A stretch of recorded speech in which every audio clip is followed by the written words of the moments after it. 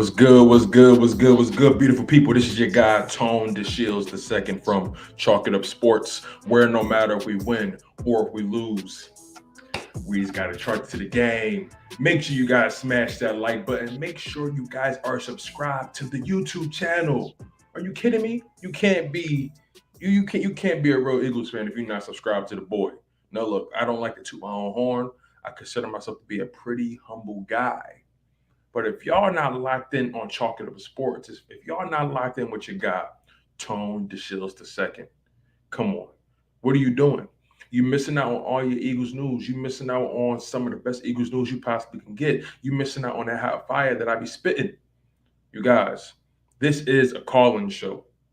And this live was definitely off the cuff. I didn't plan for this. This is one of those things that you do when you just feeling the vibe, right? And I want you guys to call in, and I want y'all to air y'all grievances about y'all Philadelphia Eagles. I want you guys to smash the like button. I want you guys to comment in that live chat if that's what you want to do. Also, if you want, you can call into the show and kick it with me if that's what you want to do. Look, y'all, training camp is around the corner, and I need to find out what's the pulse of the city right now.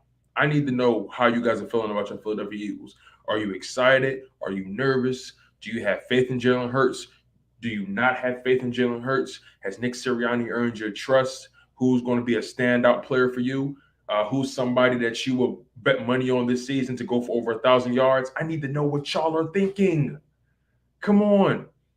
Like if the Eagles fans not locked in, then how do you guys expect this show to really grow, man? How do you guys expect this season to just come to you? Y'all got to put that energy out there. Y'all got to be on point. Like this ain't rocket science, and this ain't Bush League, and this ain't no walk in the park. If you coming on the show, I need to hear your thoughts. I need you to come with it. I don't care what team you rock with. I don't care who you support. I need to know what your thoughts are on your Philadelphia Eagles, man. And I need the live chat. I need you guys to add it up, and I need you to smash the like button up. You dig what I'm saying? But so far, we got somebody behind the scenes. Oh, he dipped off. Okay, he should be coming back any minute. But nonetheless, like I said, smash that like button. This is a call-in show. I want to hear your thoughts. I want to check the pulse of the city. Because look, let's be honest about one thing.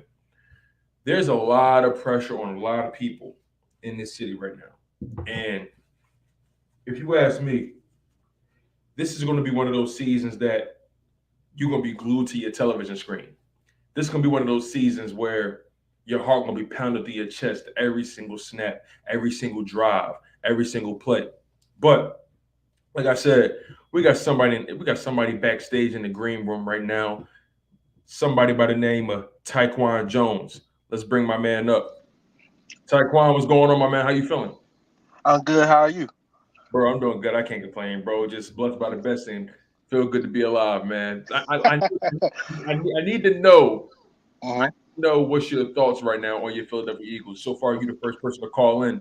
And again, like I need you to set the tone right. I need you to set the stage. I need you to come with that fire. So first thing Okay. first, before we go any further, you're an Eagles fan, right? Yeah, for sure. All right, got it. Say less, say less. So now I know where to meet you at, right? So Right. I'll let you start, man. So just off the cuff, overall, what's your assessment of your Philadelphia Eagles right now? Uh, well, I think we're better than where we was last year. But I think the biggest thing this year is gonna be expectations. I think like overall, I think we're gonna do good. It's just like I think we should lower the expectation just a little bit. Cause like once you get out there, and let's say we get off to like a 4-0 start, not Okay, everybody will be like, can they keep it up? And then you might right. lose 4 in a row. They'll be like, see, back to the same old again. You know what I'm saying? Because Eagles fans, they don't give you like no grace. It's like figure it out now That's or don't true. figure it out at all. That's very true. You know how the city work. You born and raised in the city. Oh no, I'm from North Carolina. Hey, bro, it don't make a difference. You're holding it down in the South. That's what I like to hear. But like, Yes, no, sir. you bring up a good point because the city is known for putting that pressure on people. We put that pressure on McNabb. We put that pressure on Vic. We put that pressure on Nick Foles, Carson Wentz. We put that pressure on every quarterback that ever stepped foot in the city. You know what I'm saying? So, like, Right. speaking of the quarterback position, Mm-hmm. You said this. You said people maybe need to keep they kind of stay in the middle. Don't get too high. Don't get too low. Don't get too hot. Don't Right. get too cold. But I need to know where you at right now when it comes to Jalen Hurts. Are you hot on Jalen Hurts? Are you cold on Jalen Hurts? Are you up on him? Are you down on him? Where are you right now when it comes to Jalen Hurts? Because people putting a lot of pressure on his shoulders, but it's a lot of pressure to go around. Where are you at with Jalen Hurts? I'm all in on Jalen Hurts. We good. Y'all, listen, y'all. He said he all in, y'all. He all in. Now I need That you to explain. I need you to explain why you all in because you're gonna have some people push back. Why are you all in? well for me, okay, for me, okay, Jalen Hurts, he around about my age for one.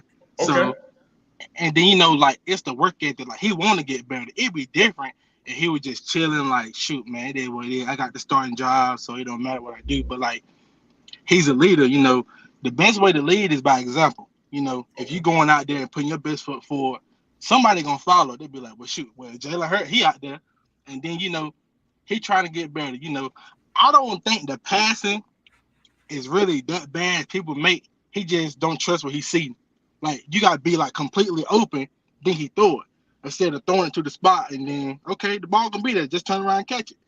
But right. So like, isn't that the not to cut you off, my brother, but mhm, I gotta push back a little bit, right? Because otherwise it ain't okay, gonna be a good show. right, right, So right, you right about one thing. He definitely waits for guys to get open. He definitely wait, right? right. But this is the NFL, right? You can't just be waiting. You gotta throw guys open, right? Okay, I feel you on that, but why not give him the same? Do they give that same pushback to Daniel Jones? He been the same since he been in the league. But You I spitting right feel like now. you know what I'm saying. I ain't gonna bring up no race, but I'm gonna bring it up at the same time. I feel like the black quarterbacks, you gotta figure it out soon as you get in there. Ain't no, nah. I give you 2 years. Like what Jalen Hurts, right, bro? He is doing. He took a 4-win team to the playoffs, and now they be like, well, he should have been figured out. Everybody ain't gonna be Patrick Mahomes, Justin Herbert. That's Like, true. bro, That's true. That's true. let him be And, him. and like you said, there was this team won 4 wins. I mean, we'll have 4 wins, and then they said we was only going to win 4 games again.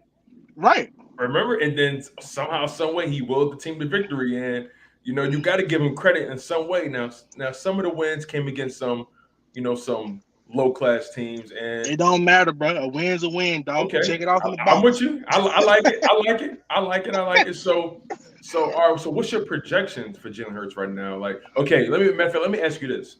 Okay. What's your barometer for Jalen Hurts? How are you grading Jalen Hurts this year? What do you need to see from Jalen Hurts in order for you to say, okay, this season was a success, or rather, we found our quarterback for the next 5 to 6, 7, maybe 8 years? Well, how are you going to grade him? What do you need to see specifically? Okay. I'm gonna be honest with you. You know what I'm saying?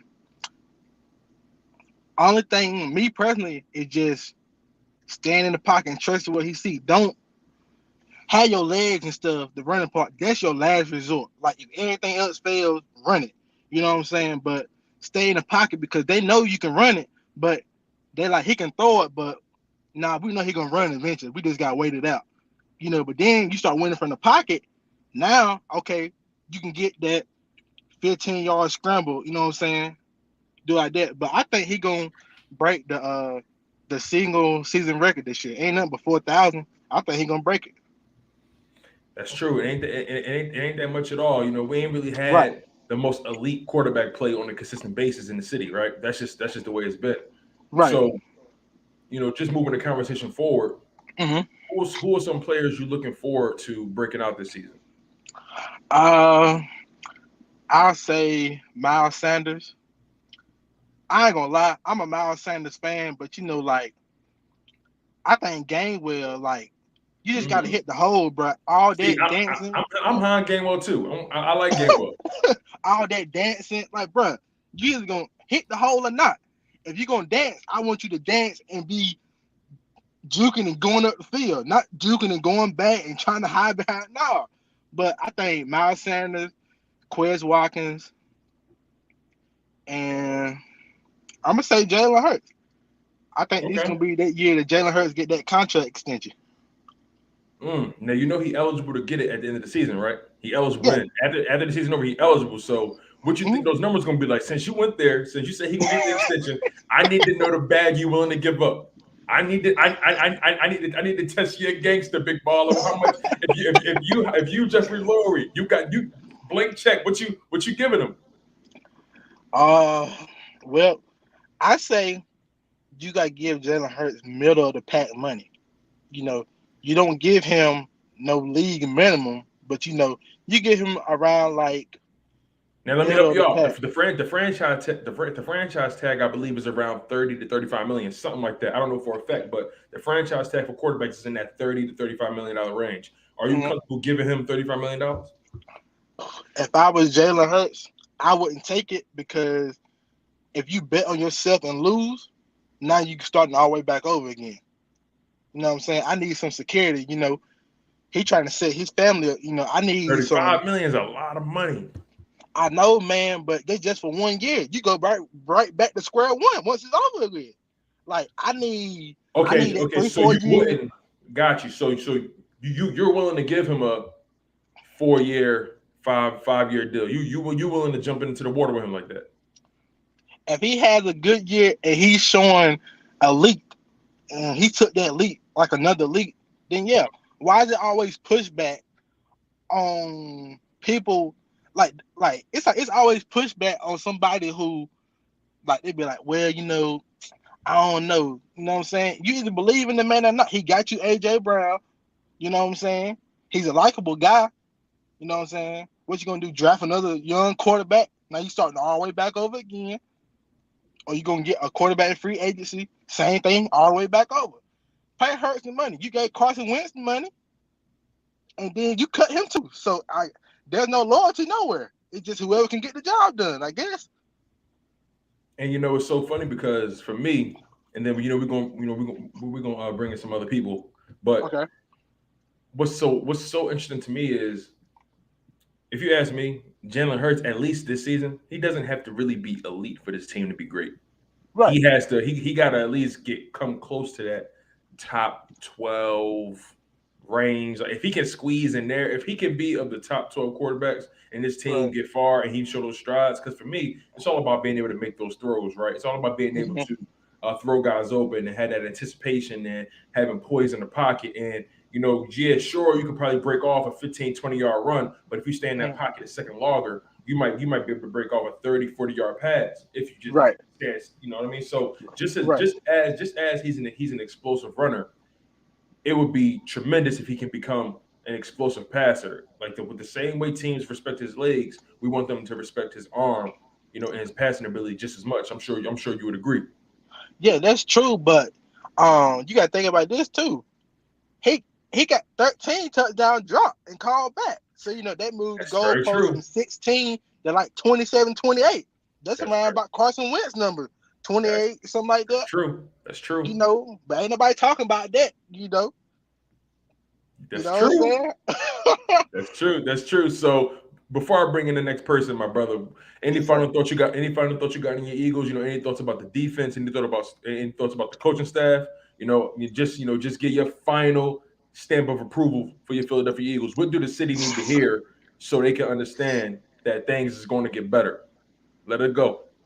Okay. Well, I think I'm glad Sirianni's kind of like giving up the play calling. You know what I'm saying? Like as a coach, you got to trust somebody. You don't always have all the answers. I mean, ain't nobody gonna say nothing because you the head coach, but let the offensive play call do his job. You stand there and watch over him. And same thing for the defense. You know, if he feel like, have people doing what they're supposed to do, not dropping to the flats. If they rush the passer, rush the passer. Why is Fletcher Cox dropping to the flats? He can't cover nobody. You know what I'm saying? All thing he doing is getting ran by. He can't, he can't do nothing. And just everybody do their job, everybody believe, you gotta believe that the next person got your best interest. And like at all times, you know what I'm saying? From the head coach down, ain't nobody like, shoot, well, I gotta pick up the slack because man, Jalen Rego, they tripping, man. No, let him do his job. I'm with you, brother. Yeah, I'm just saying, man, just hold people accountable, just the same way y'all hold Jalen Hurts accountable. Everybody hold each other accountable, no matter if you the highest paid guy or you get in the league minimum. It's a certain standard. The good teams are held to a certain standard by the players, and you know what I'm saying. Like the best players hold everybody. You know how it goes, but I think it's gonna be a good year. Bro, that's a real good point you bring up, my brother. I appreciate you so much for coming on, Taequan Jones. Listen, y'all, give Taequan Jones a hand, y'all. He came on here and listen, he laid it all out for you guys. Like it's actually really simple. Like it's either you with us or you against us, right? So listen, Taequan, my brother, I appreciate you for coming on. You take care, man. You enjoy that warm weather in the Carolinas, my guy. And look, man, put your feet in the sand. All right, enjoy your week. Yes, sir. You too, bro. All right, bro. Man, shout out to Taequan Jones for coming on to the show, y'all. Listen, y'all, he made it real clear. At the end of the day, y'all give other quarterbacks a break, but then y'all still give Jalen Hurts a lot of grief. So, look, at the end of the day, Jalen Hurts got a lot of pressure on him, and he got to succeed. The kind of bag the Eagles willing to give him is all going to remain to be seen, if we're being quite honest with y'all. And Jalen Hurts is one of those players that it's so hard to root against him, right? It's so hard to not be locked in with this dude. You dig what I'm saying? So we got another caller in the building. So make sure you guys smash that like button. You see, the live stream gets hotter. The live stream gets bigger. The more y'all smash that like button, the bigger the show will become, and more people going to be chopping it up. And look, y'all, I know some people going to say something on here that's blasphemous. Somebody going to say something on here that y'all don't agree with. I need y'all to hold them accountable, all right? I'm going to do it too, but I need y'all to have my back in this. So next, coming up, we got the good brother Awesomeness coming on in the building. You know what I'm saying? Welcome to the show. Welcome to the show. How we feeling? Welcome to Chalk It Up Sports. Really appreciate you for locking in on the content. Oh man, is that Commander's gear I see? Yeah. No, they didn't, y'all. They came out to play. Y'all. Here we go. Listen, y'all, it's gonna be a hell of a season. So let me let my man, come on here and spew his nonsense. I'm gonna let him rock. So Awesomeness Sports. What's your thoughts right now on the state of the NFL, the NFC, your Washington Commanders, and the Philadelphia Eagles? I need to know where your head at right now. I'm ready, man. This season proves that this team has to do something. Plus, Carson Wentz that now we have. So it's like, do I rock with him? Yes. Do I want him to do what he's supposed to do? Yes. I feel like he has to do that in order to get me to be like, let's freaking go. Because I'm kind of like one of those people that I'm kind of like, okay, I want him to be like, not like a. Let me put it like this. I don't want him to be like freaking, Lamar Jackson. I can't do that. And then him running down instead of throwing the ball to certain people. No. I want him to honestly throw the ball, which I know Carson, right? Yeah. Okay, got you. Yeah, Carson Wentz. And also, hopefully, it won't be too bad. But versus the Colts, when I saw the Colts, I was like, dang, he did well. And I'm surprised. I was like, well, I did want Russell Wilson. I did. But no, it didn't happen. But hey, it is what it is. So hopefully Carson Wentz can do what he has to do. Look, I'll be honest, right? When I found out you guys traded for Carson Wentz, part of me said, I feel bad for those guys. But then another part of me said, damn, what if he figure it out over there, though? And that's just me being realistic, because you can't really deny Carson Wentz's talent. We're gonna make that very clear. We're gonna set the stage right. You can't deny Carson Wentz's talent. That's just the reality. Carson Wentz is a very talented quarterback. He probably, from a talent perspective, he probably has top 10 talent in his NFL. But it takes more than just talent to win.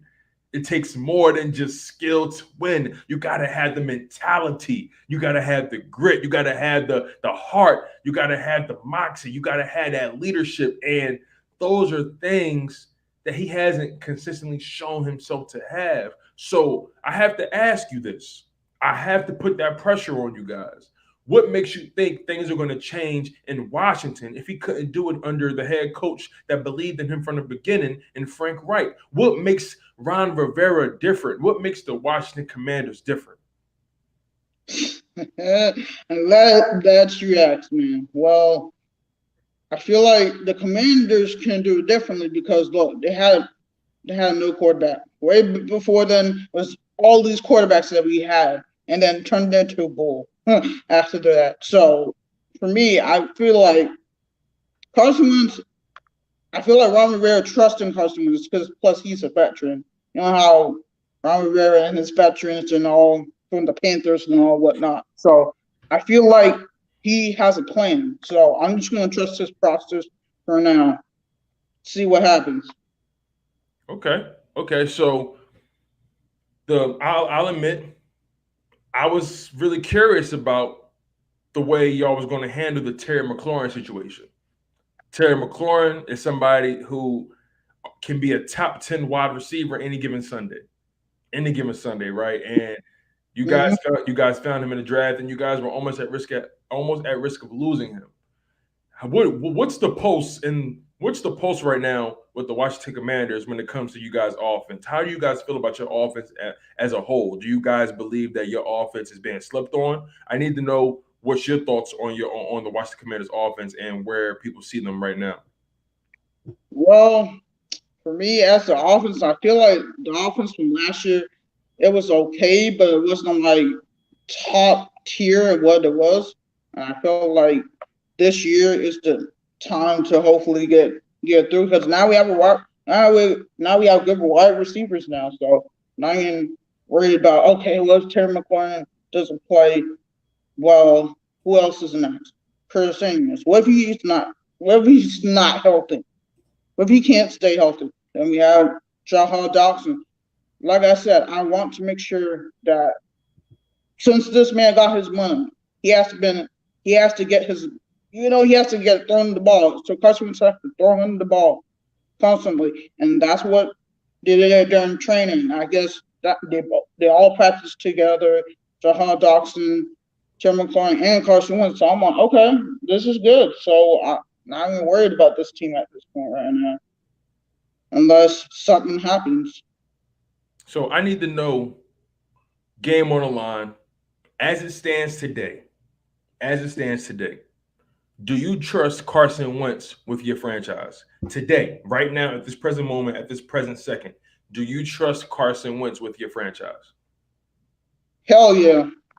Wow. They said, hell yeah. They said, hell yeah. Okay.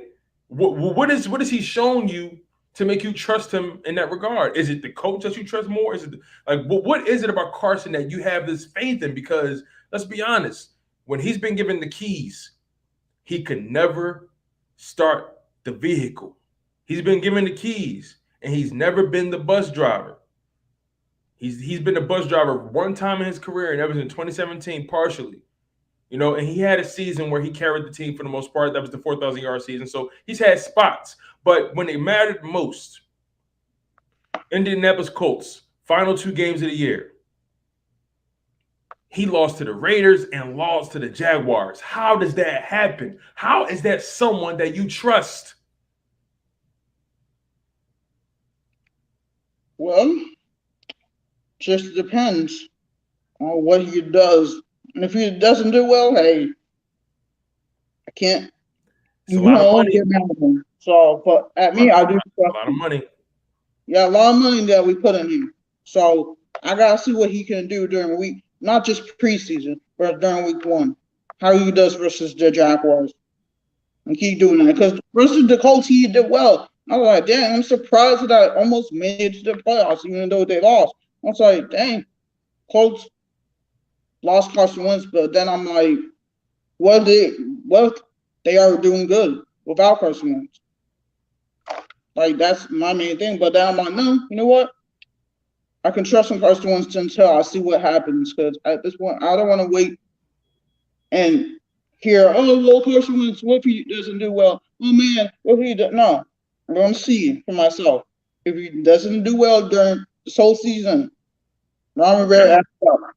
Ron Rivera effed up. That's all I gotta say. This Okay. is his third freaking year. I want to see improvement from this team. This I, offense.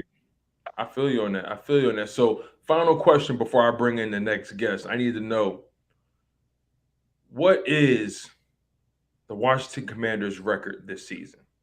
And also, how are you guys going to do in this division? I need to know your record for the season, and I need to know, what's the record against the Eagles? Are you guys sweeping? Are you guys going 1-1? Are you guys going to get swept?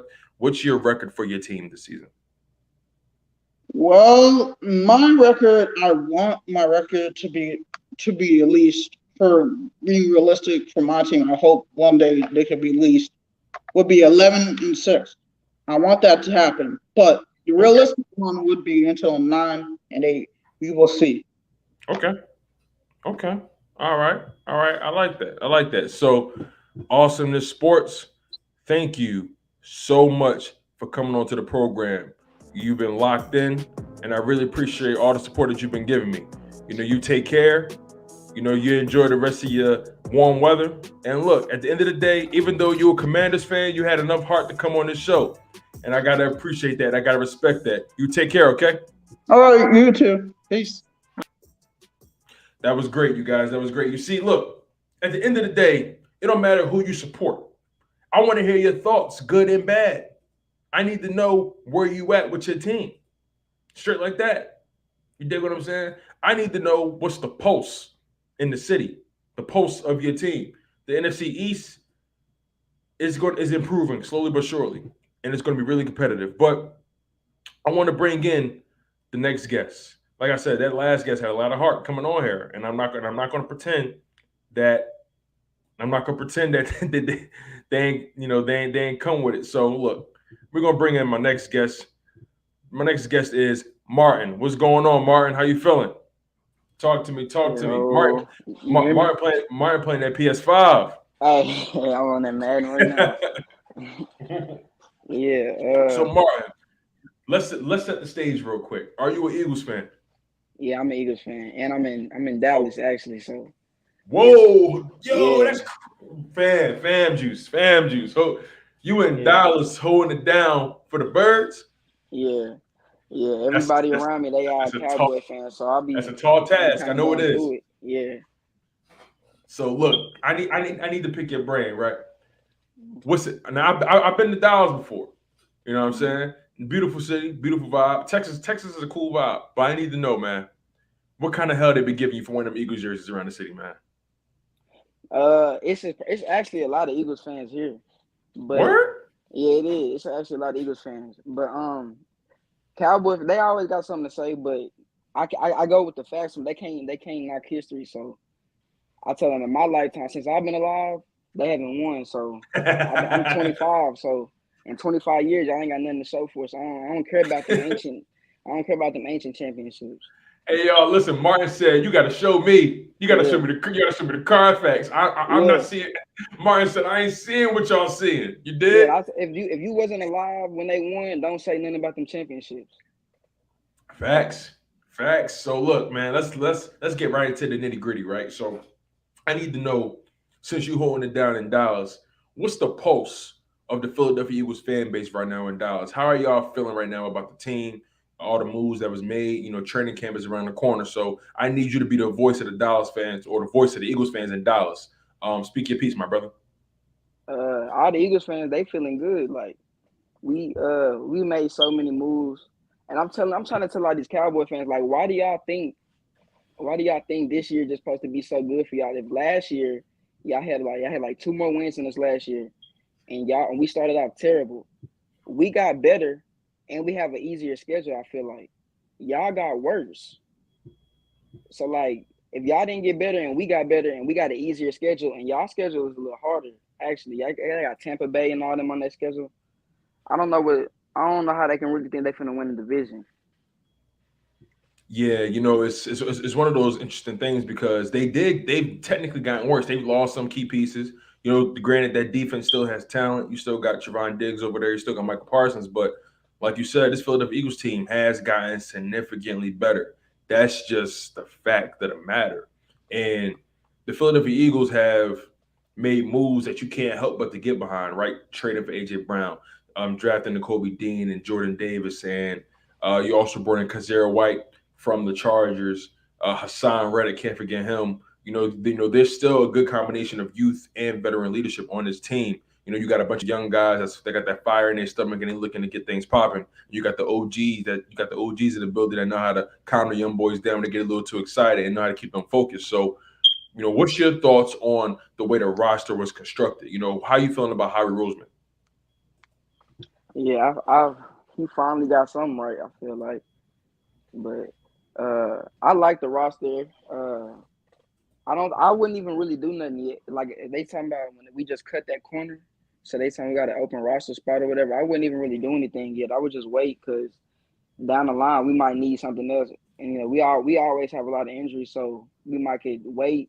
If somebody gets injured, we can use a trade for an injury there or whatever. But I like the roster. I think the roster is it's not perfect, but it's good enough. We have enough. It's really on Jalen Hurts. You bring up a good point. The fact that the roster is what it is, and Jalen Hurts still has to deliver. They put a lot of pieces around him, right? They put a lot of pieces to show that they believe in him somewhat. How much they believe in him, that still remains to be seen, right? And I feel like it's up to him to prove that he can be the guy. Matter of fact, I want to ask you a question, right? We know Howie Roseman made a deal with the Saints, and now we have 2 first-round picks for next year's draft, right? Mm-hmm. So today, in this present moment, where do you think Howie Roseman's mind is? Do you think the situation is Howie Roseman has those picks ready to go for a quarterback, and it's up to Jalen Hurts to change his mind, or do you think he's already in a good place with Jalen Hurts, and he's going to use those first round picks on something else other than the quarterback? And again, today, try to put yourself in Howie Roseman's mind today. Where do you think he is with Jalen Hurts? Is he prepared to use those picks on a quarterback, or is he prepared to use those picks on something else? I think Jalen Hurts. I think Howie Roseman. I think he really believes in Jalen Hurts. Like I think he wants Jalen Hurts.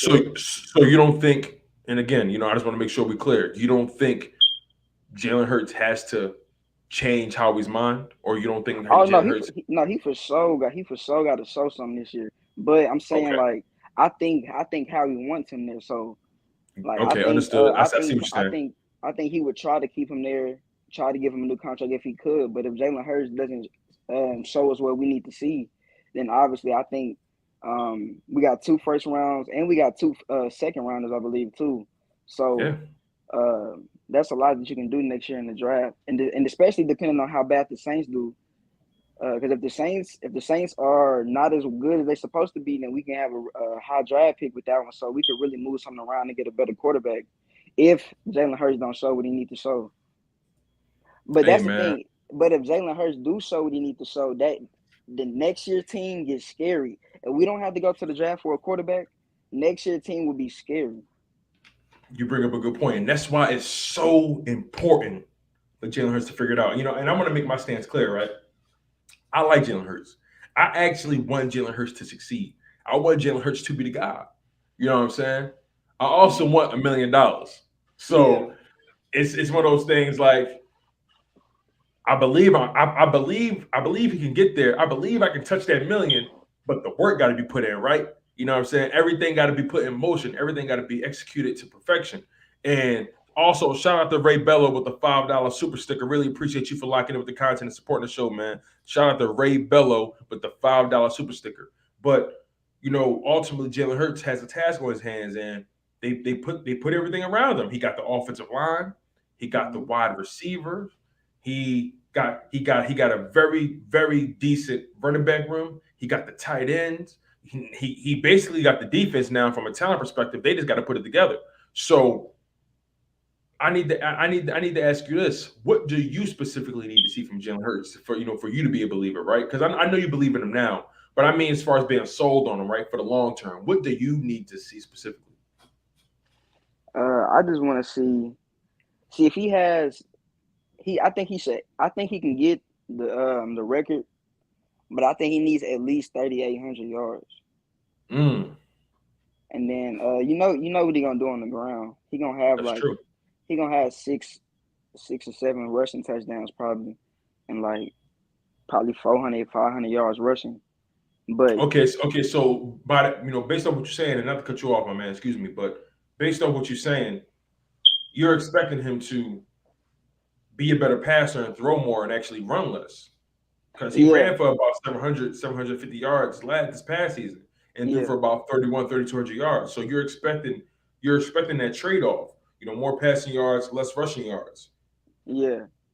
But see that's the thing. Last year, that's how it should have been last year. Because last year, I don't think they didn't set him up for success last year. And I agree with you there. Go ahead, keep going. Like I don't. He didn't need to be throwing 35, 40 passes in a game. Like that's for that. Leave that for like Aaron Rodgers and them. We already knew he didn't need to be passing that much. So if they would have just ran the ball more, especially the first 6, 7 weeks of the season. Like I remember one game, Miles Sanders had like one carry in the whole first half. Like yeah, I think that was Dallas game, the first Dallas game. Yeah. Yeah, like that's not gonna work. Like you gotta run the ball, and then they expecting all these RPOs and stuff. They know he's not throwing the ball. Right, so and that's the interesting part about it, right? That last game on Jalen Hurts' resume, the Buccaneers game, sticks with a lot of people, right? Oh yeah, that was kind of bad though. I ain't gonna lie. Right, and that I think that sticks with him as well. It doesn't just stick with us as fans. I also think it sticks with him, and I want to believe that he had to watch that film 100 times over, and trust and believe he's going to come back an improved quarterback. I believe that without a doubt. He's going to come back an improved product. The question is, how much will he improve? And will it be enough to convince Howie Roseman? But I want to shift gears a little bit. You brought up Miles Sanders. Miles Sanders is in a very unique situation in his career. Unique for him. Not unique for the NFL, but unique for him. He's in a contract year. And so far as we know, Howie Roseman hasn't offered him a contract extension. Now, Miles Sanders has to show that he's worth the extension. Now, let's lay it out. Let's lay it all out there. The Eagles don't pay running backs. That's just the way the NFL set up. That's the way the Eagles do business. We're not known for really locking up too much money at that running back position, especially these past 10 to 15 years. The last running back to probably get the biggest deal out of us was probably Westbrook or McCoy maybe, but I think we moved McCoy before his rookie contract was even over.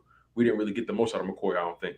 So, I say all that to say, what's your thoughts on Miles Sanders right now as a player? What's your thoughts on his contract situation? And where do you think he ends up in 2023? Will he still be an Eagle? Will he be with another organization?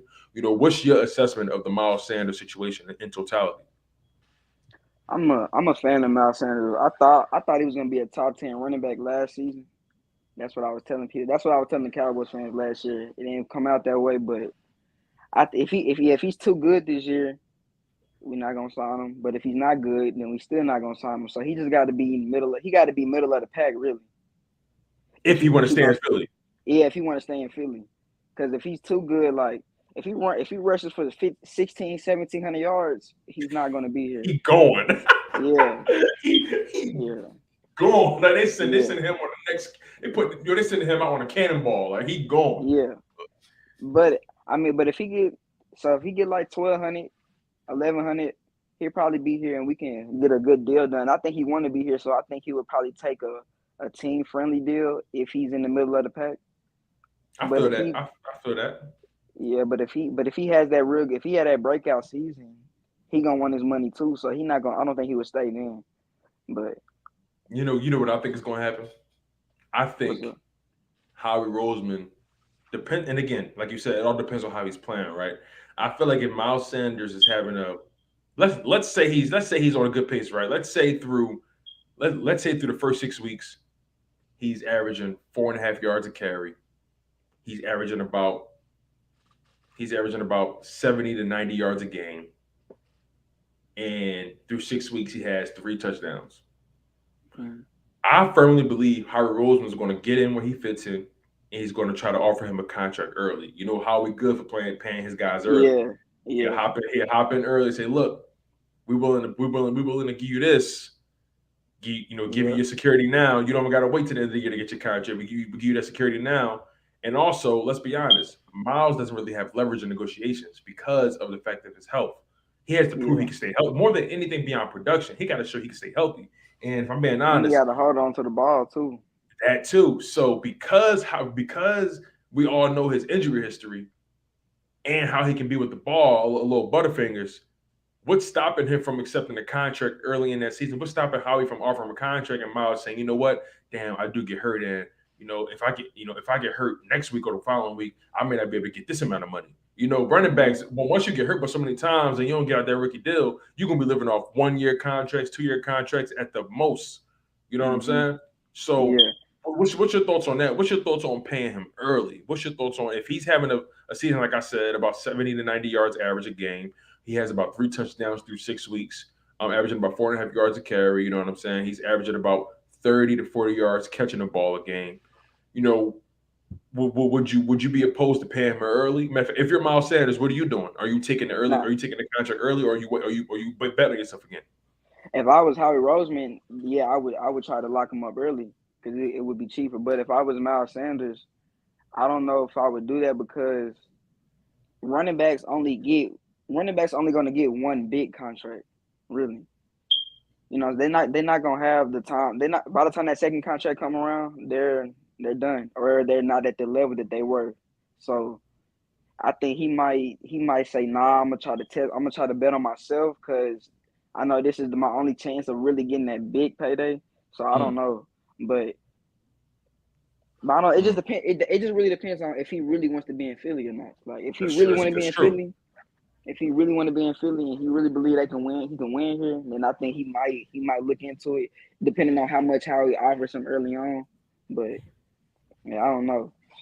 I feel you on that, man. So look, I'm about to bring in some other people on the call-in show, bro. But look, before you get out of here, I want to get your final overall thoughts about your Philadelphia Eagles. What words do the Philadelphia Eagles fan base need to hear right now so they can feel good about their season, man? I need you to let it rock.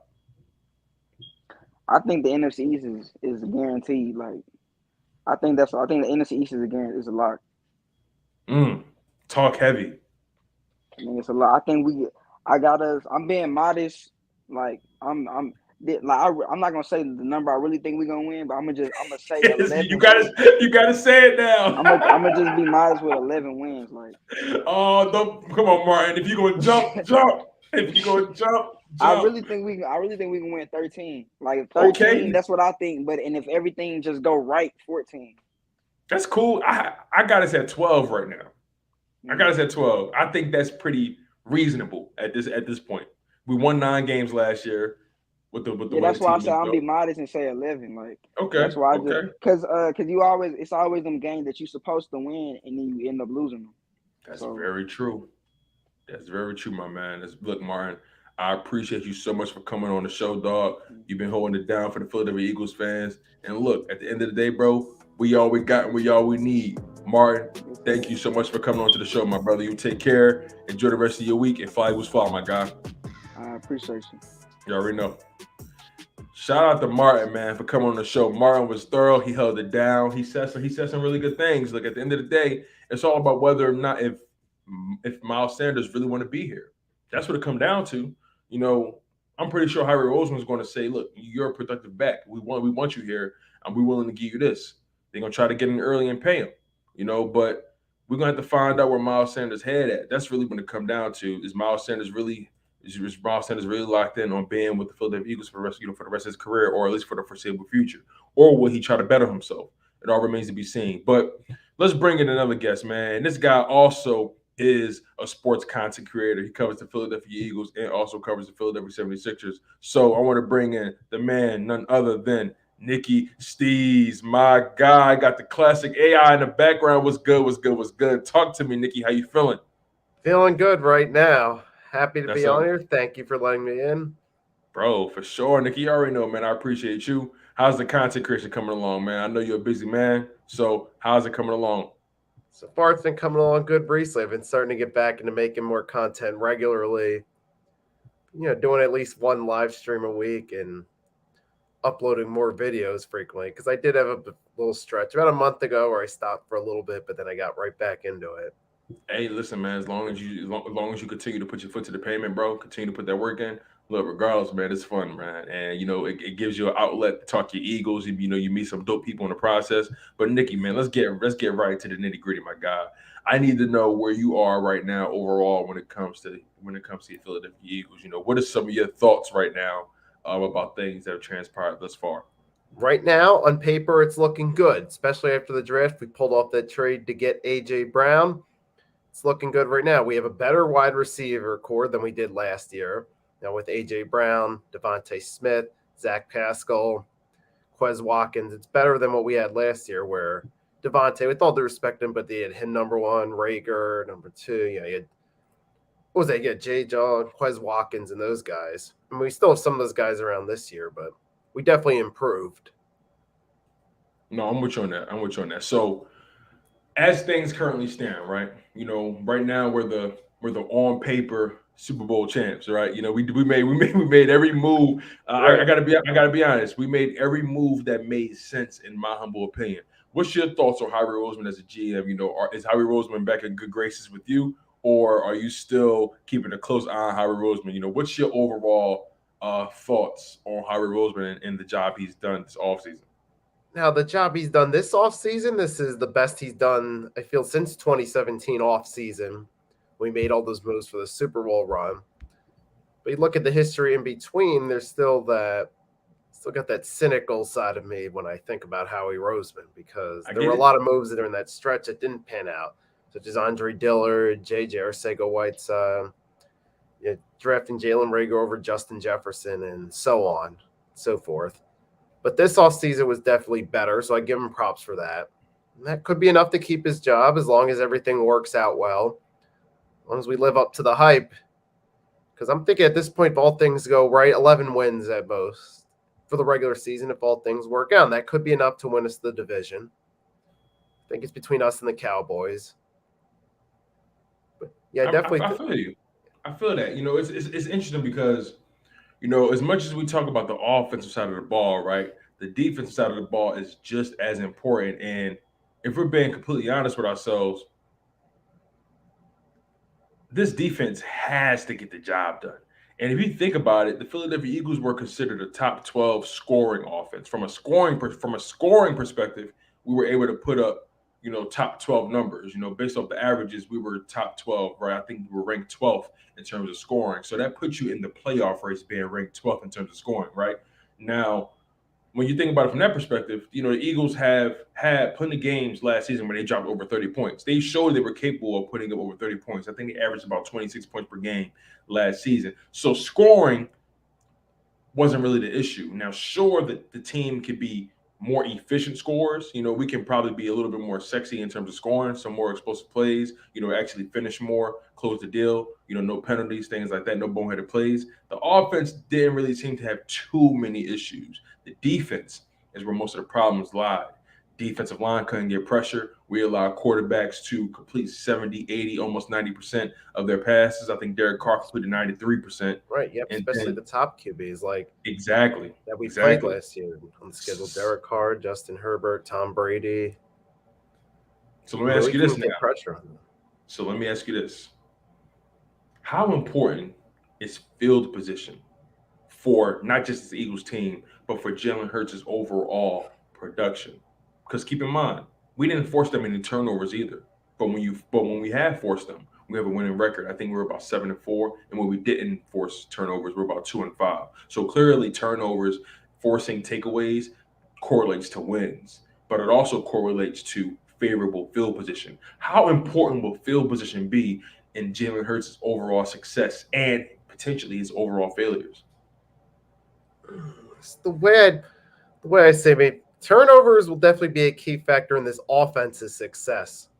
Because if we can do a better job getting pressure with the additions we have, especially with Jordan Davis, or even with the upgrades at linebacker, Hassan Reddick, Kazir White, we get more turnovers that can help our offense out significantly, both in terms of passing and running with shorter field that can produce more points, help us win some games. So it's definitely something that we can benefit from the most. I feel like we did help with the D-line and the linebacking core, but the secondary, well, we did get James Bradberry, but there's still holes there that need to be filled. And we didn't address that during the draft.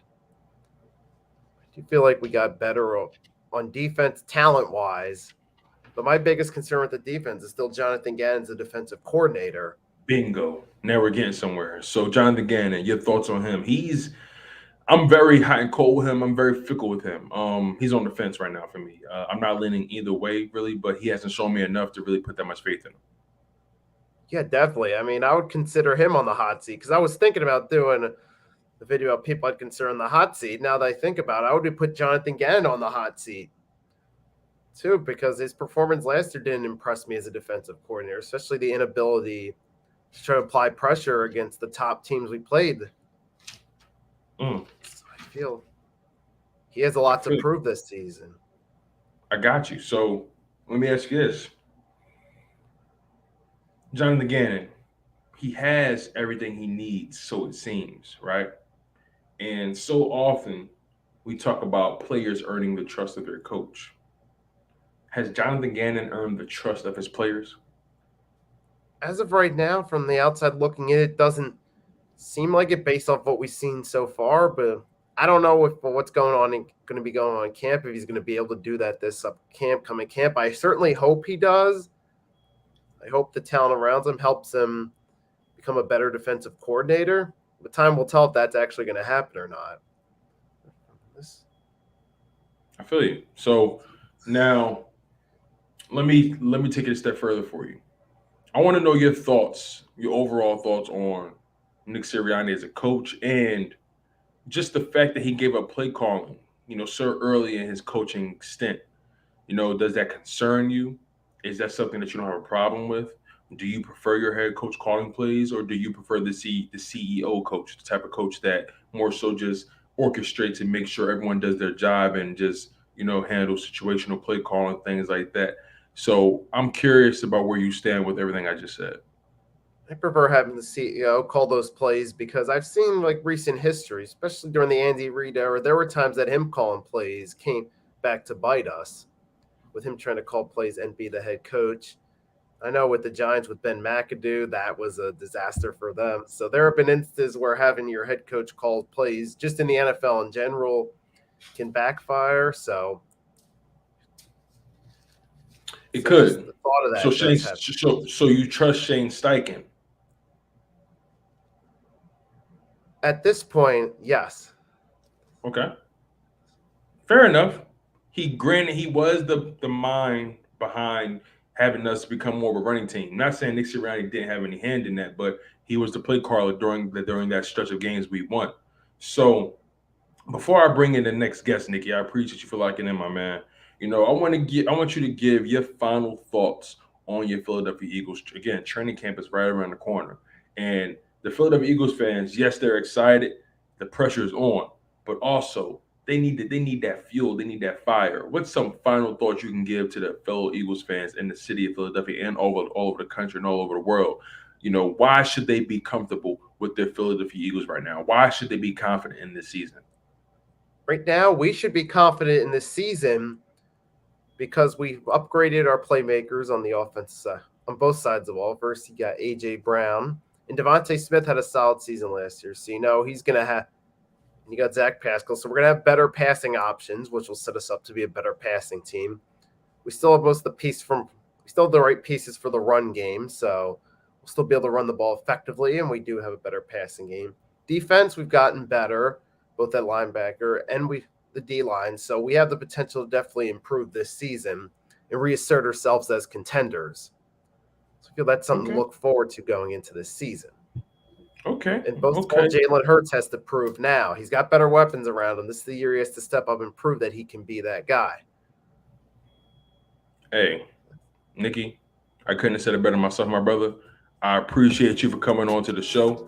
My man, Nicky Stees, is also a YouTuber. Make sure you guys go check out his YouTube channel as well, okay? Nicky Stees, man, my guy, I appreciate your thoughts. I appreciate you sharing. I appreciate you taking time and always supporting the content, my man. You take care and you enjoy the rest of your week. And fly with fly, my guy. Thank you. You already know. Hey, listen, you guys. Look, Nikki made it very clear. Y'all have a reason to be excited. We upgraded the weapons around Jalen Hurts. He has a fire that can't be put out. There's no reason why you guys shouldn't be optimistic about your season. Should we be realistic? Sure, but you can also be optimistic as well, right? You can still hope for the best and still establish a baseline that you're willing to accept. You know what I mean? It's called standards. So, without further ado, I'm going to bring in my next guest. Now, this next guest is rather infamous for his point of view. He is somebody that knows how to ruffle feathers. He is somebody that's been locked in on my content since the very beginning, since I started my YouTube channel. Let's bring in my guy, the good brother, Infamous 2K. Infamous, what's going on, my man? How you feeling? How you feeling, bro? Bro, how you feeling, man? Long time no talk, bro. It's good to hear you, man. Long time, bro. Like the last time I told you, remember the last time, like I was like consistently in here. I was like 15. I'm about to turn 18. Like I feel like I've grown up with you. Yo, it's crazy. Yo, dead ass, bro. It's so funny because, like I said, you've been rocking with me since 2020 when I started the channel, man. And bro, like, bro, I pay attention, man, and like, bro, I really appreciate the support you always been giving me. Listen, whether we agree or disagree, bro, I always love your takes, man. And look, at the end of the day, you're a pretty smart dude, bro. And look, man, like it's crazy, man. You 18 now. That's time fly, bro. But it's good to hear from you. It's good to know you're doing well, man. You sound healthy, my guy. How the family? Yes, everything good. How about you? Everything good, bro, man. Just I'm hungry for football, bro. Bro, tell me about it. Tell me about it. So since you already went there, man, I need to know right now. Where are you right now? Are you still with the Colts? Are you a Commanders fan? Are you an Eagles fan? Where you at right now? I need to know where you at right now. Listen, hail to the Commanders, feel me? Listen. Everyone thought I was trolling, like for the people who know me from before. Everyone thought I was being so serious, bro. I bought his jersey. Remember, I showed you. It's coming in August 2nd. I remember. I'm wearing every game. I'm wearing every game. If I get it next call in, my camera gonna be on. I'm gonna be pointing at the jersey at all. But listen, all right, let's talk football now, for me. Right, for sure. So I need to know, overall, Carson Wentz aside, right? I need to know where your head is right now with these Philadelphia Eagles, man, because I know in your heart of hearts, even though I know you're a Carson Wentz fan, I can respect that, but I know in your heart you're an Eagles fan. So I need to know, what's the pulse right now amongst your family, amongst the people you be around. What's the pulse of the Philadelphia Eagles that you keep hearing? I know you got your voice to the boxing gym. So what's the what's the word around the people you're around? Like, how y'all feeling about the Eagles? All right.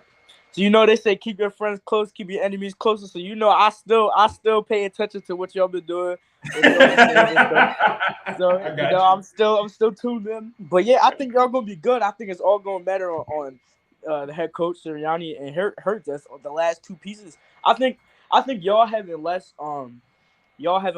practices is kind of stupid in my opinion. I mean, there's a bunch of. I'm so glad you brought that up. Yeah. Like, I think you have a bunch of younger guys. I get you're trying to not, like, risk injury and stuff. But, I mean, you gotta play. If you're going to play, you got to play. Like, you're not – last season, my fault. Y'all started the Falcons. Y'all beat the Falcons, and then y'all lost, like, 4 or 5 straight. And I think, honestly, the same thing could possibly happen because y'all having less practices, and y'all have a lot more new starters coming in this year. So what's so funny? What's so funny? You called it, right? I remember at the beginning of the last season, you called it. You said, "Look, y'all." After that first game, you said, "Look, calm down. Just let." I remember vividly. You said, "Low." You said, "Yo, just let it play out for a second. It's only week 1. It's the Falcons. Let it play out." And it played out the way it did. So you was already hip to it. I said it, and listen, I knew because. I only knew that because week 1, people was high on Jalen Hurts. Remember, I was one of the very few people who was like, all right, he did good, but what did he really do? Because most of the game was throwing bubble screens and short passes and stuff. We're letting our playmakers make the plays, which is fine. But there was overhype. I was like, nah, bro, that's not what's happening. But listen, here's the thing, though, and a lot of Eagles fans don't know this. Maybe you do. But, I always said this last season. I said Jalen Hurts didn't get better. The teams he played got worse, in my opinion, right? Because during the season, the whole season last year, not his rookie year, but that whole season last year, even his rookie year, actually, Jalen Hurts, and I know it's a team stat, but Jalen Hurts did not win against a single winning team that had a starting quarterback. Because when y'all played the Saints, y'all played their third string and Alvin Kamara. I was at the game. Alvin Kamara was out, and y'all was playing the third string. When y'all played the Saints last year, you had Taysom Hill. When y'all played every single team y'all played this year, and I'll give you respect because you did only lose 3 to the Chargers. So, I'll give your flowers where it's due. But on the record, you guys did not beat a single winning team that had a starting quarterback last year. So it's really hard to evaluate how good you guys are against better teams because when you got to the playoffs, what happened? And listen, everyone is judging. Listen, I watched every single Colts game on every illegal site there is, right? Feel me? Because we don't. I'm a Carson Wentz fan, but I'm still in Philly. Feel me? So like, I got you. You ain't getting those games. I got you. I ain't getting those games. So feel me? Had to do what I had to do. But I watched every game. So everyone wants to put those last 2 games like that was his whole season. Who's first of all, those last 2 games would have had mattered. When we played the Bucks, Carson Wentz put up 3 touchdowns on them and like 400 yards. No, yeah, for sure. One thing I will say, right? Carson Wentz had in totality, I would definitely say like you're not gonna hear me, Cat. Like Carson Wentz had a very good season last year. I think that was a very good bounce back season based off everything we knew. And honestly, just being realistic, he should rather be trending in the right direction. But like the way that season ended, and the way it ended is pretty much like has been the story of his life, right? And that is the fact that when you need him to be the man in that moment, is either he do too much or he just don't do enough. I don't know how to. I'm gonna be honest with you. Carson Wentz is like a case study to me. Like I'm really curious about how his brain works because he has top 10 talent. I don't care what nobody say. He has top 10 talent in this NFL. Easily. But the way he processes information is questionable sometimes. Like, so I just need to understand, like, like what changes when he goes, like what changes with him going to Washington? Like, I mean, yeah. I'm not saying he's not gonna be. I don't think he's gonna be trash at all. As a matter of fact, if I'm being realistic, I think he's gonna have better stats than Carson. I think he's gonna have better stats than Jalen Hurts this year. Mm-hmm. But I just need to know: do you trust him? Mm-hmm. I'll tell you why. One thing is, I feel, and I've said this. I haven't said this publicly, but I've said it around my family. I honestly did not like the Colts trade when we traded him to the Colts, and I feel like because for whom? For them or for the Colts or for the Eagles? For Carson. Okay. Oh, for Carson. Okay. I didn't like the trade. The reason why was because one, automatic pressure because you're going back to Frank Reich, right? And I'm a firm believer. Friends and business should not go together majority of the time. There's some exceptions, but for the majority of the time, I felt it was very forced, right? And everyone was like, "Oh, well, you got Frank Reich, blah blah blah." I feel like he doesn't need somebody. He doesn't need a friend right now. He needs someone who's gonna be there. Who's gonna be there like, "Oh, it's okay. This and that." He needs somebody to be like, "Listen, Carson, you did bad. You did this." And if you watch his press conferences, he's matured a lot. He's matured. He stopped saying we and he started saying I need to do this. I need to do that, which I like. But the biggest change I think is, dude, look at his receivers now, man. You have Terry McLaurin, right?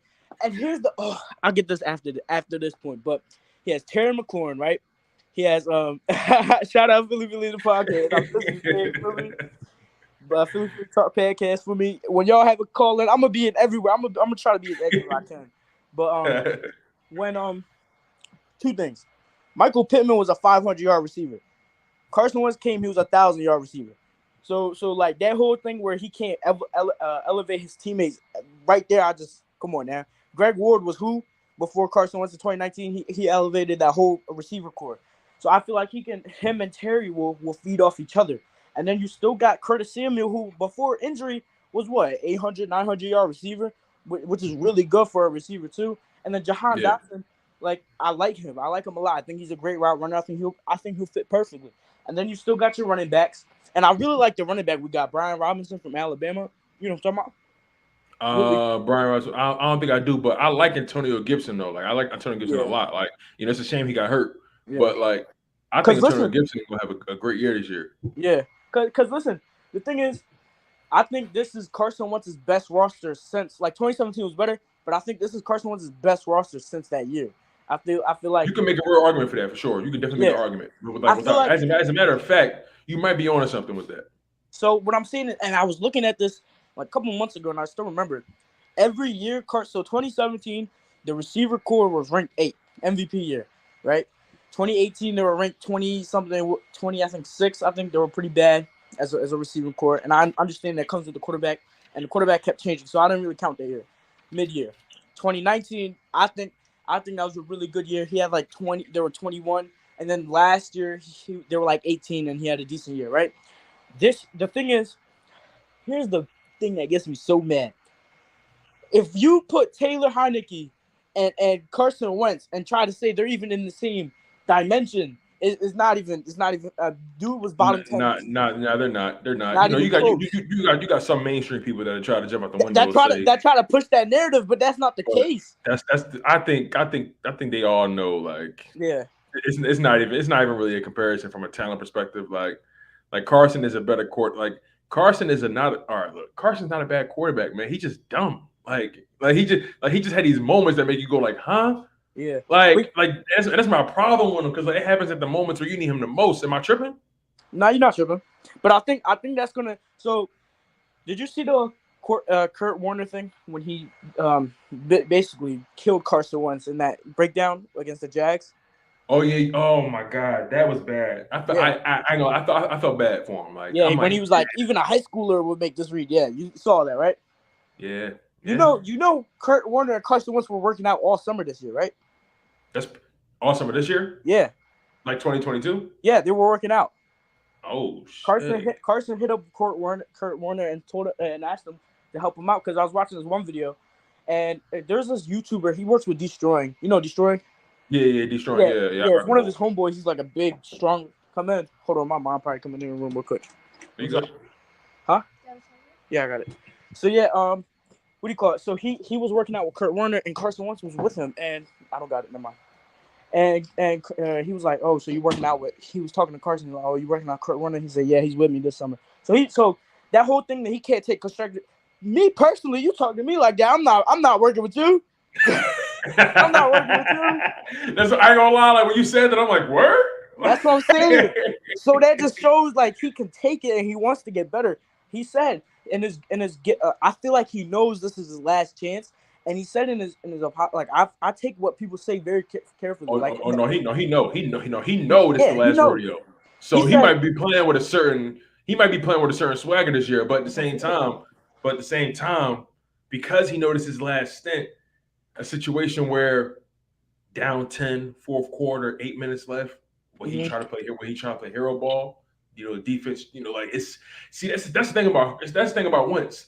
He the type of person that certain situations you think will elevate his game, but it end up harming his game. Mm-hmm. But I mean, like at the end, in the end of the statement when he said goodbye to the Colts, when he was talking to the FedEx Field, he said, "I'm gonna make sure to all my power to make sure this is the best season." And that right there, I'm like, he's not on his Bobcat this season. He's not on the tractor this season. He's playing football. And the thing is, and I changed it a lot. But my main point was with the Taylor Heineke thing, right? We won. Well, not we, because I wasn't a fan back then. But they won. They won. What do you call it? 7 games, right? And listen, a lot of people forget, bro. And tell me if I'm wrong. But they were still in contention to taking y'all spot, because remember when y'all played them? Oh, yeah. Exactly. When y'all played them, Taylor Heineke came back. That was your first time playing him that season, and they were COVID riddled. They had nobody, and they only lost by. That was the game that got delayed, right? Yeah. Then they were COVID, like their whole team was gone. You know that, and their whole team was gone. They only lost by 3, and they were driving on y'all for the game-winning possession. And then he threw a pick to McLeod. McLeod. Yeah, that's true. He threw, and they were close to the red zone. So what I'm saying is they were still toe to toe, and that's what Taylor Heineke They also had, I think, they had the 15th hardest schedule. You telling me that we can't win at least 3 more games, win 10 games with Carson Wentz, with the easiest schedule in the game, and then we get Curtis Samuel back because Curtis Samuel was hurt all year last year. Antonio Gibson was in and out. Chase Young only played 7 games. I think he'll have a bounce out year. So all these stuff, like, everyone's coming back, and I feel like if you say that we can't potentially win at least, at the very least, 3 more wins with Carson Wentz rather than Taylor Heineke, I think you're just mad. Like, you just don't like it. Look, bro, I'll be honest, and I got another person they need to come into the chat. But before I get you out of here, I want to say this real quick. Like, I'll be honest with you, bro. I think the Washington Commanders are actually going to be better than what people think. And I really think that I think the Cowboys took a step back. Mm-hmm. I think the Washington Commanders are going to actually steal one from the Cowboys. Mm-hmm. I think they're going to steal one. They're going to catch them slipping, and I wouldn't be surprised if the Eagles split with the Washington football team either. Like, I actually feel like the NFC East is actually trending in the right direction as a division. Yeah. You know what I'm saying? Like, and it all depends on if guys figure it out, right? Yeah. Can Jalen Hurts figure it out? Can Carson Wentz figure it out, right? We all know Daniel Jones never going to get it. You heard what happened with Daniel Jones? What happened recently? He signed he's a multi-sport athlete now. He's a professional what's that? Corn toss? Cornhole? Cornhole. He's a professional cornhole player now. Yo, stop playing Infamous. I swear to God, bro. Yo, I'm about to Google it. You got to, bro. I'm telling you, I was watching. Unless Pat McAfee was trolling, he was saying that Daniel Jones now joins Deion Sanders and Bo Jackson being a multi-sport athlete because he was chewing up the minor league all summer. And so now he got an offer for 3 years. What? Yeah, I see it. Unless Pat McAfee was trolling, because I didn't search it up. I just thought he was not trolling. Wait, is it pickleball or cornhole? I think it was cornhole. That's crazy as hell, yo. But look, bro, I appreciate you as always, man. You already know when you come on the show, man, it's like family, bro. You already know how we get busy, man. Look, Infamous, bro. Before we get out of here, man, I want you to get your final thoughts. Your final thoughts about this NFL season, what you expect. What you expect the Washington Commanders record to be, what you expect the Eagles record to be, Cowboys record, Giants record, just what's your overall thoughts, man, before I get you out of here. All right. So record for the Eagles, I think if y'all don't win at least 12 games, because I think y'all will win games even if Jalen Hurts has bad, just because how good your roster is all around. Mm-hmm. So I feel like 12 games for the Eagles. Okay. And these can change because honestly, I don't think anyone has a lock this year because it can go really any way. I think the Commanders win at least 10, very least 10 to 11, because how easy their schedule is. I'm not saying, honestly, I'm not dumb. I know the Eagles look better than us right now, but I just think since we have the easiest schedule in NFL, I feel like that would play in our favor. I think the Cowboys, I'm so bipolar about this. Yo, I get it. I mean, what's his name's not coming back, not anytime soon, because he tore his ACL in week. You talking Gallup? Yeah, right. And it was week 14, so it was kind of very late. So he won't come back, I don't think, in the week 1. So he might not be back until November or October, something like that. That's what I'm saying. He only has CeeDee Lamb, and we haven't seen Dak like that. So I don't know. I don't know. I'm not going to speak until week 1 about that one. I don't know. If I'm being honest, I think the Cowboys still probably got 10 wins in them. 10 wins, yeah, I think 10 wins. Giants, I don't know. I haven't been paying attention. Maybe like 8, 9 wins. I don't know. I was just about to say they're gonna go 8 and 9, 7 and 10, something like that. Watch. Yeah. But before I get out of here real quick, I think we're gonna split, and I think we're gonna win at home. Y'all will beat us at home. But I really hope Carson Wentz. I really want to beat y'all at home and y'all beat us at home. I really want Carson Wentz to throw a touchdown and just look at Howie Roseman in the box and just point at him. I was like, yeah, this is my boy right there. Yo, that'd be some gangster shit. I ain't gonna lie. But I don't think he's like that for real. he probably gonna throw a Bible at him or something. Yeah. Hold on, one more. August 10th. I'm going to how my family is with the Eagles for me. Oh, right. August 10th. They're actually last year I went the first day. So they didn't have pads on. This year, August 10th, they'll have pads on. I'm going to the private training camp again. Feel me? So scout out, feel me? Oh, that's tough. That's fly, bro. If I what do you call it? Last year, remember I came on your stream after I had went. So if you want to do that again, we can definitely do that. Hey, listen, bro, man. I already know I appreciate you, dog. I appreciate you, my man. Like, it's all love, but bro, Infamous, I appreciate you, my man. As always, you're more than welcome to come back on the show whenever I do call-ins. And bro, don't be a stranger, man. You know, your football insight is always refreshing. So I appreciate you, my man. You take care, all right? All right, you be safe. You already know, man. That was my boy Infamous 2K, man. That's a good kid, man. He stayed busy. He gets with it. He knows his football, and you know he a Carson Wentz friend. Listen, man, it's my young boy, but he a Carson Wentz stand, man. We gonna call it what it is. Like Infamous is a Carson Wentz stand. That's my guy though, but he a Carson Wentz stand. Like Carson Wentz could do no wrong in his eyes. But you know this gonna be the final guest of the show, bringing in Cal, how you feeling, my man? Talk to me. What's on your mind about your Philadelphia Eagles, man? What's the pulse? What's up, bro? You can hear me? Yes, sir. I can hear you loud and clear. So, Cal, man, you live, Chalk It Up Sports, where no matter if we win or if we lose, we just got to charge it to the game, my man. Let's set the stage right. Are you an Eagles fan? Of course, bro. It's Kyle Bundy, okay. bro. Okay. Oh, Cal Bundy! What's the deal, baby? What's good, bro? Listen, Kyle, so you already know where I'm going with this, bro. I need to know what's the pulse of the people around you when it comes to the Philadelphia Eagles, man. Like, what's the pulse of the city? What's the pulse of your family? Like, I know you got some Eagles fans in your family. You probably don't got some Eagles. You never know, but I need to know what you've been hearing around the town. You know, what's the word around your neck of the woods, bro, about these Philadelphia Eagles, man? You know, I'm from the city, bro. Everything that bien. You mean everything cool? You know, everybody just waiting. You know, you mean. Bro. But I only hopped in because I wanted to talk about the young boy. Young boy is a Carson Wentz stand. Oh, you talking about my man Infamous? Yeah. That's my guy. Yo, it's so crazy. Infamous is my young boy, right? And like I give him a lot of hell about Carson, like, but I like sometimes he be coming with some straight facts. Sometimes I'm like, bro, come on, man. It's Carson still. It's Carson still. Football. Come on now. But I listen, man. One thing I can say about Infamous, man, that's my guy. He know I love him. Like, he consistent. I gotta give him credit. He consistent as hell, bro. No, like for real, you can't even be mad at that. My fault to cut you out. You can't even. No, you good. Yeah, you good. But Cal, man, so. You know, what's the pulse that you've been hearing around the city, man, about these Eagles, man? Like, you know, how you feeling about them? What's the confidence level?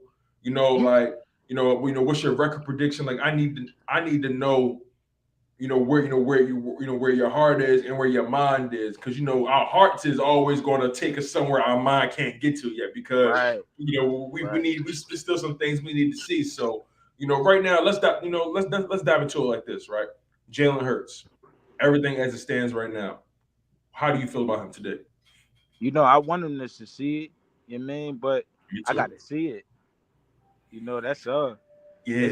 It's not even deep as it is, I feel you. It's one of those things like he got, and that's the thing, right? He got everything he need. No, for real. He got everything. Like he came into a fully furnished crib. No, for sure. You hear me? For sure. Like, you got AJ, Devonta, you got Quez. Yeah, I don't know about everybody else, but I'm with you. What's the dude? Dallas Goddard.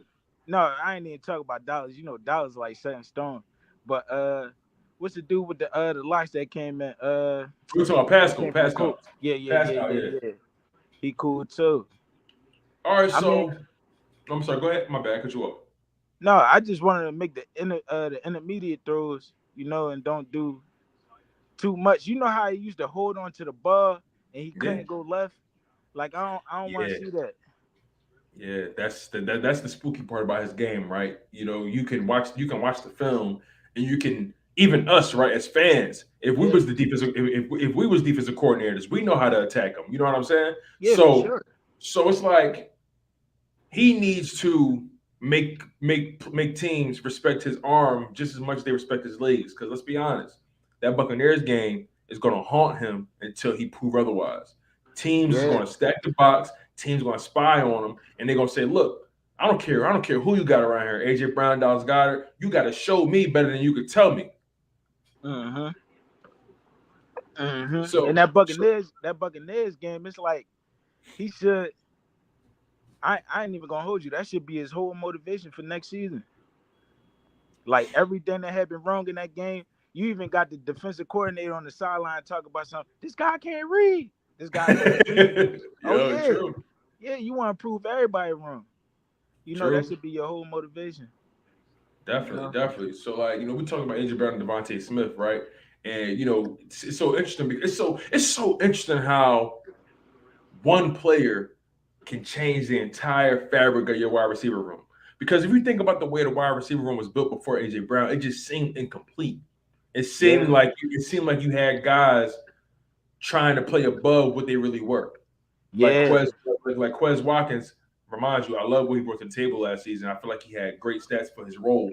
And he actually, for the most part, when they threw to him, he completed the catch. Yeah. But you had Quez Watkins in a number 2 role. You had Devonta in a number 1 role. I think Devonta can be a number 1. But we still need to see him crack that 1,000 yards, 1,100 yards, stuff like that. And Jalen Hurts got to give him the ball. But I think Devonta showed us everything that you would want to see from a number 1 wide receiver. The toe drag swag on the sideline, catches and all that. Averaging 14 to 15 yards a catch. He a chain mover. You dig what I'm saying? He get open. So, but like, I want to know, when AJ Brown got brought to this team, right? When he got traded to this team, what was the first thought that came into your mind as to how this offensive passing attack could look, and who do you think benefits the most from AJ Brown being in the building? Not name Jalen Hurts though. Who do you think benefits the most from having AJ Brown in the building? I don't know. I think it's neck and neck with Dallas and Devonta. Okay, let me hear your reasoning. Because you just gonna open up the field for all of them. Anybody that the corniest person could be in there. Could be in there. You heard me? I did. The boy, he garnered, how you say, he garnered much attention, I dig. Anybody would. You could put me and you in there. Yo, listen, put me in there. Put me in, coach. I'll take that $1 million. You know what I mean? Right. I'll take that. It ain't about nothing. In a heartbeat. Oh, you want me to take somebody else? I got you. Listen, we targeted today. It ain't about nothing. Yeah, for sure. So like, I want to push the conversation a little forward, right? So Dallas Goddard, I personally feel Dallas Goddard may benefit the most for the simple fact that you got AJ Brown, a guy who's virtually unguardable. You got Devonta Smith, a guy who's a route running technician. You better buckle your chin strap if you're gonna try to keep up with him. And he got the speed to break away. A guy that he make every route look the same, and you still don't know what he's doing. And then you got Quez Watkins, a guy that got speed that can take the top off. You got Miles Sanders, Kenny Gainwell, and those guys in the backfield probably breaking off in the flat for a pass. You got guys that can do things with the ball in space. Right. That leaves the middle of the field wide open for Dallas Goddard. But we all know the middle of the field was Jalen Hurts' weakness. So how does that translate, right? Can Jalen Hurts take advantage of Dallas Goddard? But is it really his weakness though? Like, okay. Expand on that. I like where you're going. Because I seen him make the intermediate passes to Goddard. You heard me? Okay. I seen Goddard drop some. I seen Goddard catch some. Okay. But like, I seen him hit the middle of the field. Even in the first, if you rewatched the first game, the Atlanta Falcons game, you hear me? Look, I'm thinking about the Sixers. If you rewatch that game, you see him hit in the middle of the field a lot. I don't know what's coming. I think it's something about the edge that make him nervous. Now let me push back a little bit, right? The numbers say over, I think if I'm not mistaken, over 70% of his passes was outside the numbers. Outside the numbers? Yeah. That's understandable. But how many passes was it? That's a good point. So Jalen Hurts threw. Let's make sure we talk about it in context, right? Mm-hmm. Jalen Hurts had 432 attempts, and he completed 265 of them. So let's just say what's 70% of 432? Let's do something like somebody do 432. Yeah, somebody do some mental math in the chat. What's 70% of 432? That's 0.70 times 432. Somebody do the math for me real quick. I ain't got the calculator yet. No, So I definitely ain't got the calculator. I got my phone in my head. I ain't got my phone.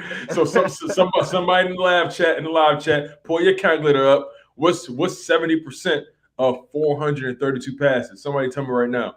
In the meantime, though, It got to be somewhere in between like 2.5, like right. 300, It got to be like 350 or something like that, like 300 yeah. passes. You know what I'm saying? But like overall, though, right? You know, I want to get your thoughts on this defense. The defensive line added some speed with a guy like Hassan Reddick, a guy that's versatile that can get a lot done, you know. And it's going to be so important for this defensive line to get home, man, because we was ranked 31st in the league. It's 32 teams in the league. We was ranked 31st in the league when it came to sacks and get to the quarterback. That can't happen again. No, not at all. That's unlike us. That's out of character, right? Yeah. You know, we Philadelphians, we aggressive. You hear me? Everything about it. I don't like the situation. I don't like the fact that the dude Gannon. I don't like him, bro. I'm not gonna ever like him. You hear me? He's soft. Even if you turn it around. Even if he turn it around, bro. Like if he was a boxer, he'd be just an all defensive boxer, bro. He wouldn't be Mike Tyson.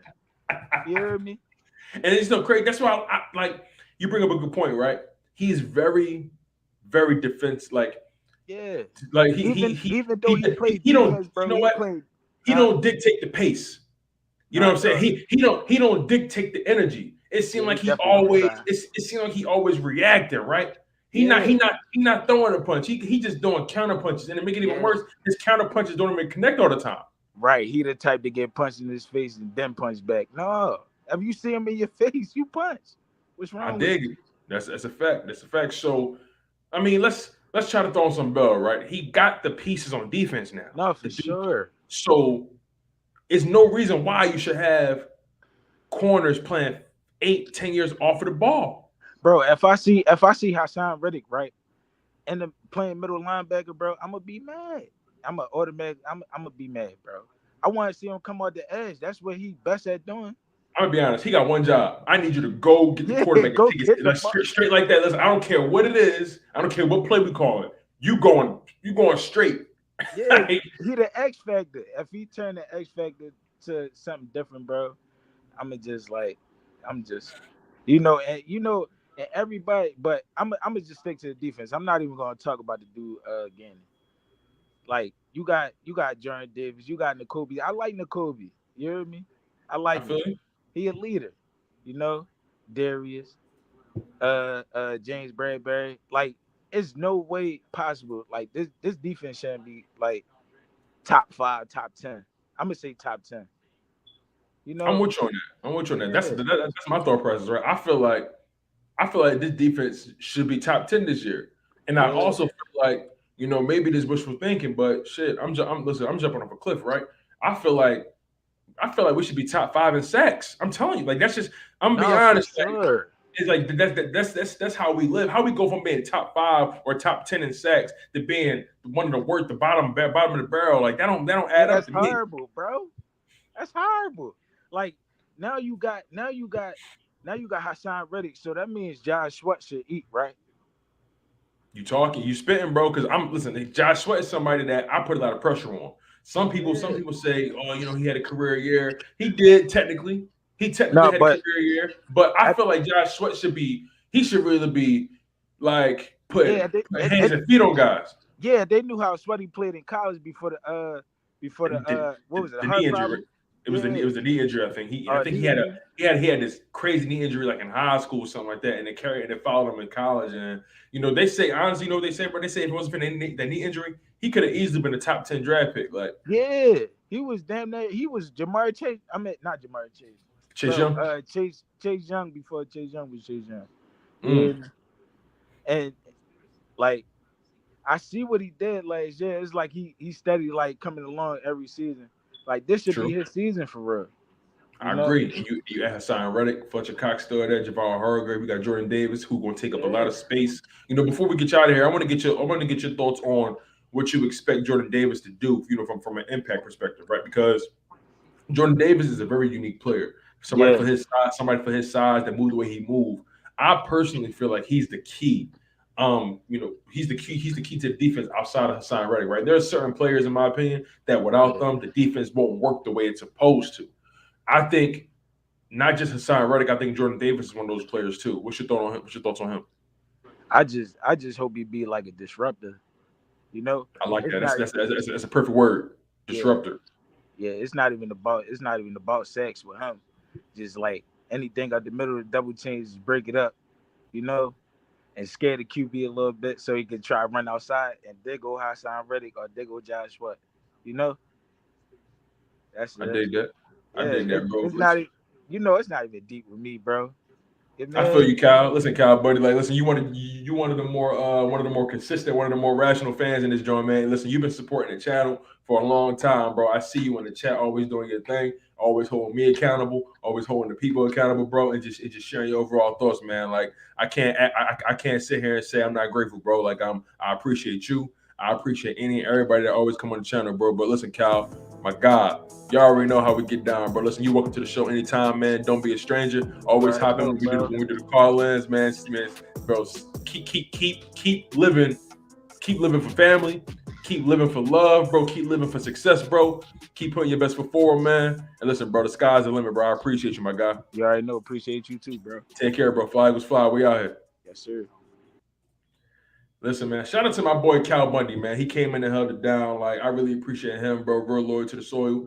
And, before we get out of here, we got one more guest, man. We got my guy, a guy that's been real loyal, been rocking with me, man, for a minute now. Shout out to my guy, the GOAT Michi, bro. Michi, what's good, man? Talk to me. What's on your mind, Playboy? Man, man, I feel good about the season, man. How about you, man? I'm doing good, bro, man. I'm blessed by the best, bro. I'm glad to be here with you, being able to talk some Eagles, bro. So you're gonna be the final guest of the show, man. You know what that means, right? The pressure is on. You got to come with it. So, bro, I need to know. What's your thoughts right now on your Philadelphia Eagles? Man, my thoughts right now, man. I'm super high, like on this team. So I say 12, 13 wins right now.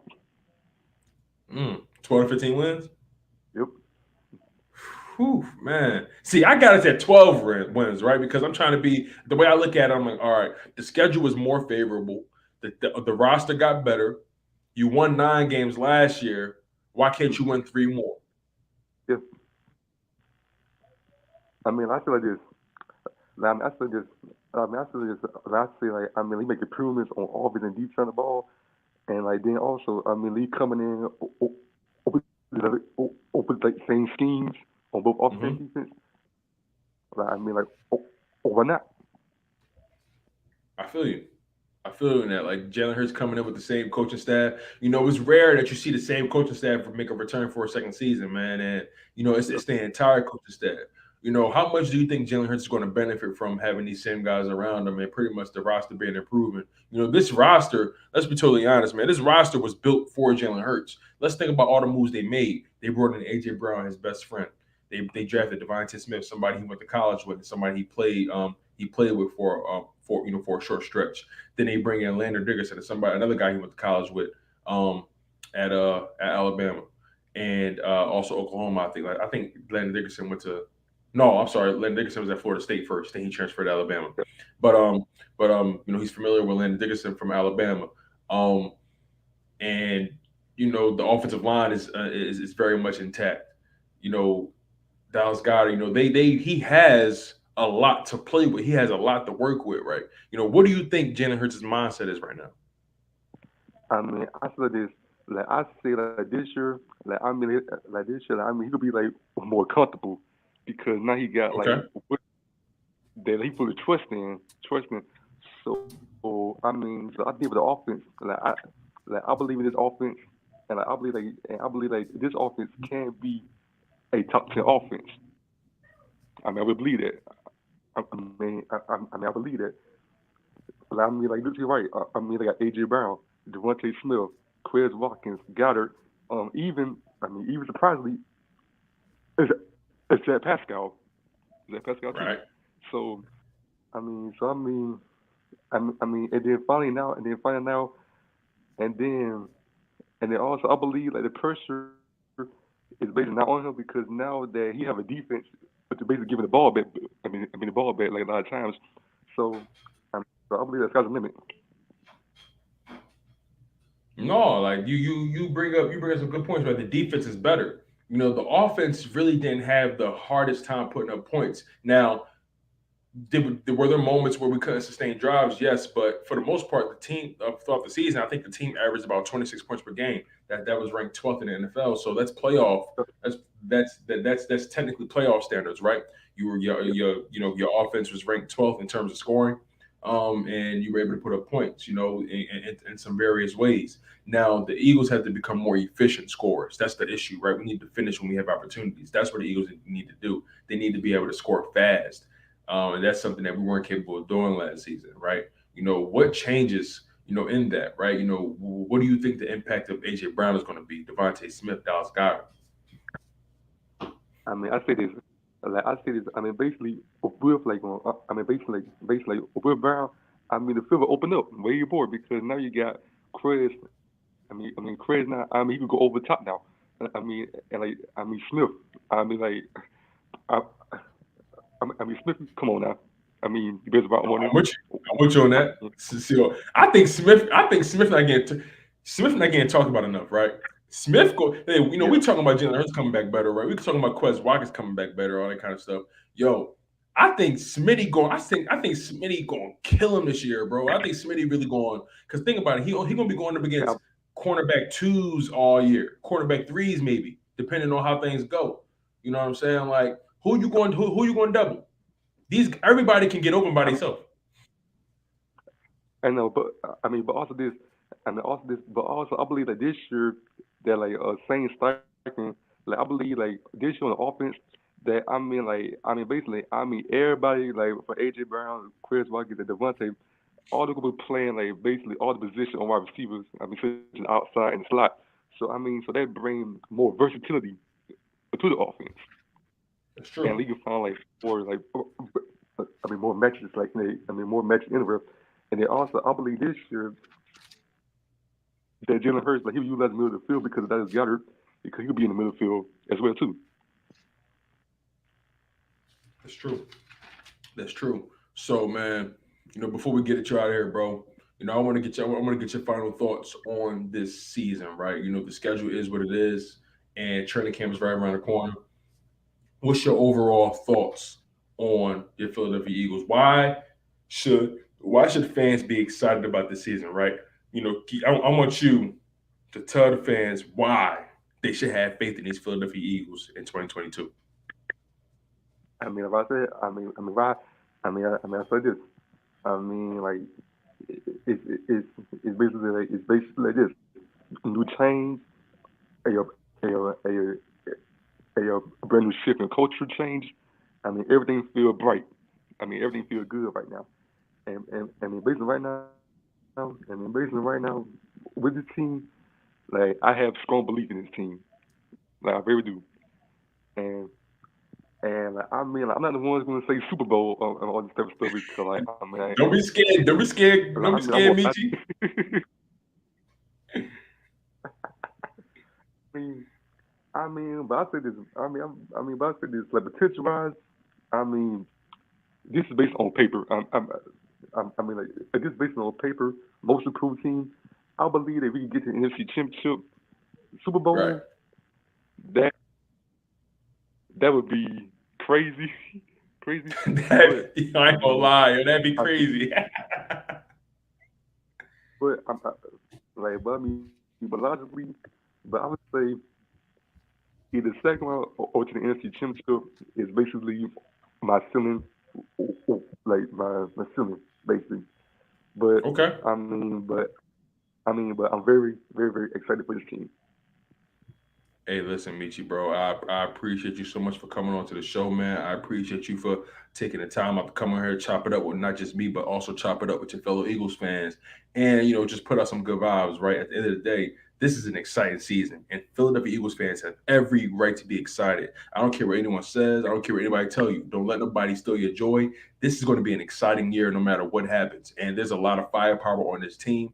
You know, if all it means is that Jalen Hurts, if it means that Jalen Hurts figures it out, you know, if this team's success, all they need is for Jalen Hurts to just figure it out, to be, you know, a top 12, top 13 style of quarterback, or you know, top 12, top 13 production. If he can give you that, if he can give you about 3,800 yards passing, 25 plus passing touchdowns, you know what I'm saying, about 7 or 8 rushing. If he can give you that, hey, listen, I don't see why we can't be successful. But Michi, I appreciate you so much for coming on to the show, my man. You already know how we get down. You've been supporting me for a long time, and we're gonna keep the energy alive, my guy. You take care, one love, and I want you to just continue to be the best version of yourself, my guy. Because look, ain't nobody better than you at being you. So take care, man. Whatever your dreams and goals is, lock in, because ain't nobody gonna stop you. Because I'm with you.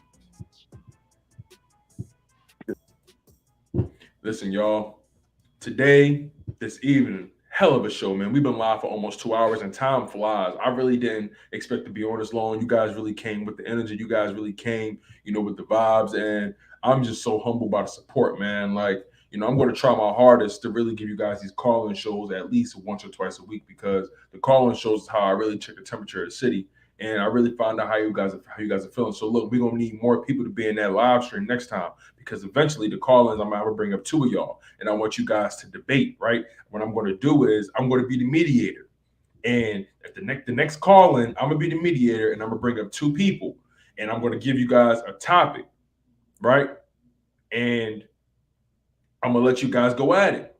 I'm gonna let you guys debate and also just, you know, maybe find some common ground. You dig what I'm saying?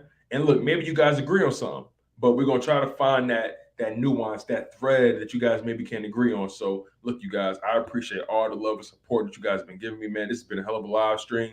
Like, I really take this stuff serious, man. Like, I'm just grateful for all the support, man. I try to stay busy. I try to stay focused. I try to give you guys the best version of myself each and every time I do this content. And look, man, I'm gonna keep on giving y'all the high fire. But look, I'm gonna get out of here. I'm your humble host, Tone DeShields II from Chalk It Up Sports. Where no matter if we win or if we lose, we just gotta charge it to the game. One love, stay humble, stay healthy, and most importantly, stay hungry. And fly Eagles fly.